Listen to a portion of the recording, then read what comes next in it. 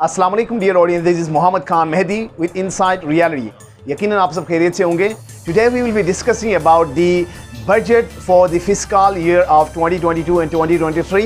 and the government seems in uncertainty owing to the inflation and the recent price hike, and the challenge is street protest uprisings and the mismanagement and inefficiency of the incumbent। तो इस हवाले से हम बात कर लेंगे और budget के हवाले से हम ये डिस्कस कर लेंगे कि अवाम दुश्मन बजट कैसे हैं और किस तरह से उन्होंने आते ही विद इन 1.5 मंथ्स डॉलर ने डबल सेंचुरी मारी है और अवाम के ऊपर एक महंगाई एक बड़ा बॉम्ब बनकर गिरे हैं। और आने वाले दिनों में ये भी पेशन गोई कर रहे हैं बड़े तजिया निगार और जो मईशतदान हैं, इकोनॉमिस्ट हैं, वो ये उनका तजिया है कि और प्राइस जो पेट्रोलियम मसनूआत है उसकी प्राइस काफ़ी हद तक बढ़ सकते हैं और आटे की कीमत काफ़ी बढ़े हैं, ऑयल की प्राइस काफ़ी बढ़ चुकी है और इस तरह से अवाम का जीना दोबर हो चुका है और अवाम के सामने कोई विजन लाने में अभी जो रिसेंट इम्पोर्टेड रजीम है वो नाकाम नज़र आते हैं। और बजट जो पेश किया गया इसमें बहुत सारे फिलैंथ्रोपिक प्रोजेक्ट्स हैं जो इमरान खान के दौर में टेन्योर में उन्होंने इंस्टॉल किया था, उन्होंने लॉन्च किया था, उसको यकसर नज़रअंदाज करते हुए कुछ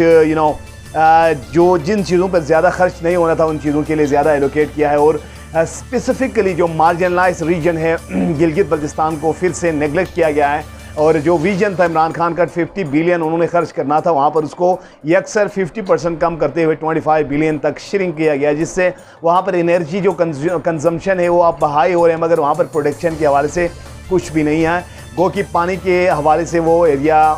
GB काफ़ी मालामाल है और 1 लाख मेगावाट तक पानी वहाँ से प्रोड्यूस कर सकते हैं, मगर स्टेट की और इनकम्बेंट की नेग्लिजेंस की वजह से अब वहाँ पर बहुत सारे मसाइल का सामना। इस सवाल से हम डिस्कस कर लेंगे कि जो बजट की डिस्ट्रीब्यूशन और गवर्नमेंट की रीसेंट फेलियर है और अपकमिंग एरा में क्या हो सकते हैं और इमरान खान अभी जो लॉन्ग मार्च हकीकी आज़ादी की उसका कहना है कि वो अभी फिर से करने जाएंगे। What will be the fate of Pakistan and peculiarly the incumbent government which seems under hot water owing to inefficiency and mismanagement। सो आपसे न्यूली ऑडियंस से गुजारिश है कि आप हमारे चैनल को सब्सक्राइब कर लें, बेल आइकन पर क्लिक करें ताकि मसनद खबरों के लिए आप हमसे जुड़े रहें।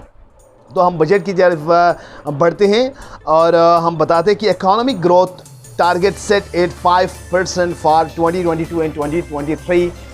This year. इस साल इकोनॉमिक जो ग्रोथ है जो कि PTI के दौर में 6% तक पहुंचा था, वो अब गवर्नमेंट ने इसको 5% आने वाले साल में रखा है। देखें तो किस तरह से यहाँ पर एक शीर डिफरेंस हमें नज़र आते हैं। तमाम इकोनॉमिक इंडिकेटर्स टूरिज़म के हवाले से, IT के हवाले से और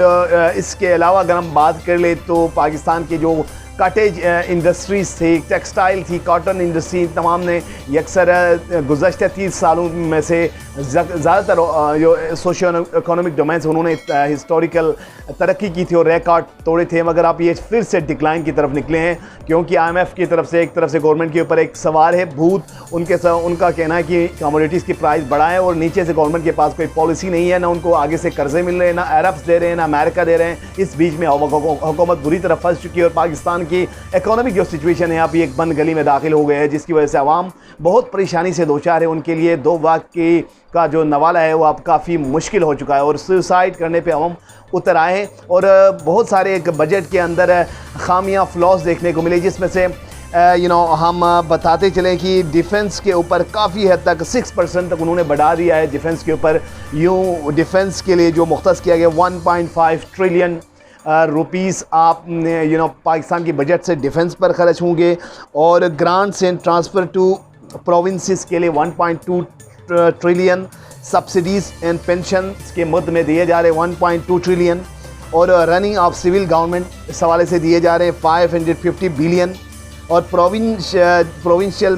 डिज़ास्टर मैनेजमेंट के हवाले से 200 बिलियन और लैंडिंग के लिए 808 बिलियन और इंटरेस्ट पेमेंट के लिए 3.95 ट्रिलियन के हवाले से ये बजट तकसीम हुए हैं और इसमें कोई सस्टेनेबल एक गोल नज़र नहीं आती। जिस तरह एहसास प्रोग्राम इमरजेंसी केस जो कैश के हवाले से इमरान खान ने जो लॉन्च किया जो प्रोजेक्ट जिसके ज़रिए about 8 billion of Pakistani message got 14,000 of emergency cash Now such cases, such steps, and for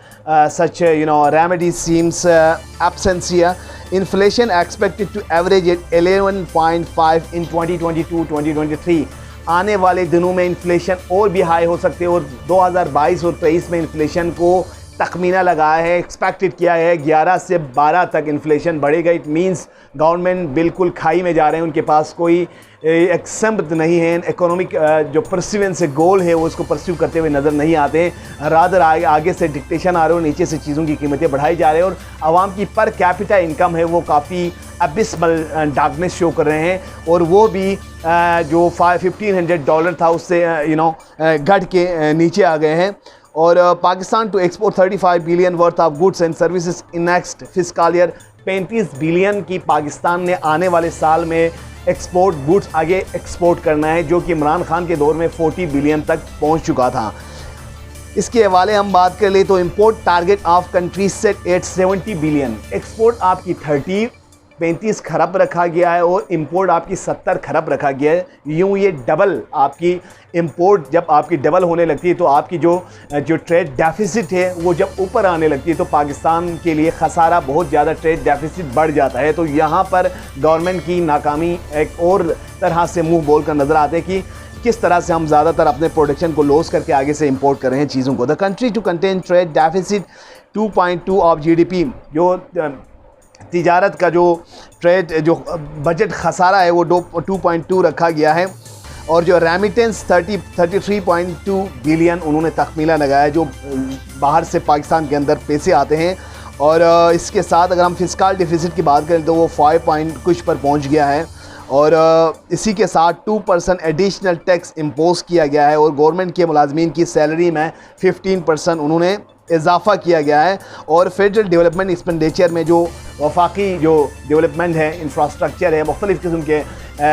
इन चीज़ों में 727 बिलियन उन्होंने बढ़ाया है और डिफेंस के लिए 1.52 ट्रिलियन उन्होंने मुख्तस कर लिया है और एजुकेशन के लिए 19.6 ओनली 90.6